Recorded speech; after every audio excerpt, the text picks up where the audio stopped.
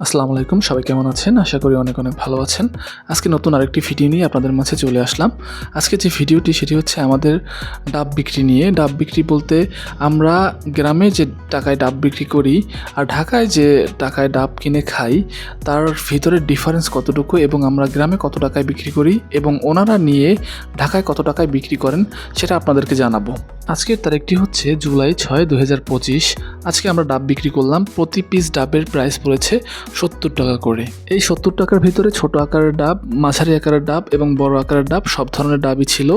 সবগুলোর প্রাইসই অ্যাভারেজ 70 টাকা করে। কিন্তু বিষয় হচ্ছে যে আমরা যখন ঢাকায় কিনি ডাব, তখন 150 এবং 200 বা 180 এর নিচে কোনো ডাব পাওয়া যায় না। এর কারণটা আসলে কি?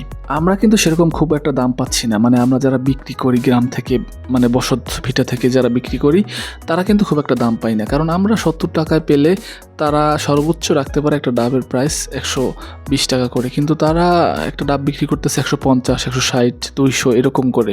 আমাদের কাছ থেকে যারা কিনে নেয় ডাব এবং তারা যে পাইকার, গ্রামের পাইকারের কাছে বিক্রি করে, ওদের কাছে যে নিয়ে যায়, ধরলাম যে আমাদের কাছ থেকে যারা কিনে নেয় তারা 10 টাকা করে বেশি লাভ করে ওদের কাছে বিক্রি করে এবং তারা লাভ করে আরও 10 টাকা। তারপরে ক্যারিং খরচ হিসেবে ঢাকায় পৌঁছাতে সেই ডাবে আরও 40 টাকা অ্যাড হয়। 70 আর সাথে যদি আরও 40 টাকা অ্যাড হয়, তাহলে সর্বোচ্চ 110 টাকার মতো হয় আমার হিসাবে, হোক 120 টাকার মতো।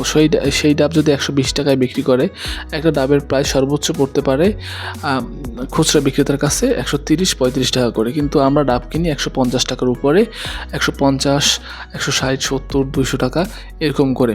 তো মাঝখান দিয়ে দেখা গেল যে 40 টাকা যে বললাম যে লাভ করেন ওনারা, 2 পক্ষ বা 3 পক্ষ, তো ওনারা দেখা গেল যে ওইখানে বেশি টাকা লাভ করেন, যার কারণে আমাদের ডাব কিনতে হিমশিম খেতে হয় ঢাকায় বসে এবং আমাদের অনেক বেশি টাকা দিয়ে ডাব কেনা লাগে। আর ডাব এমনই একটা জিনিস যেটা অসুস্থ রোগীদেরও ডাক্তাররা প্রেসক্রাইব করেন, যার কারণে তাদের তো কিনে খাওয়াতেই হবে। এই বিষয়টায় দেখা গেল যে মানুষ কিনতে বাধ্য। তো মানুষকে ঠকানো হচ্ছে এভাবে যে এত কম দামে ডাব কিনে যারা, মানে বসত ভিটা যাদের কাছ থেকে ডাব কেনা হচ্ছে, তাদেরকে তো ঠকানো হচ্ছেই এবং যারা ক্রেতা আছেন ঢাকাতে তাদেরকেও ঠকানো হচ্ছে এবং মাঝখান থেকে যারা পাইকারি খুচরা বিক্রেতা খুব একটা বেশি লাভ করে না, যারা পাইকার আছেন তারাই বেশি লাভ করে যান।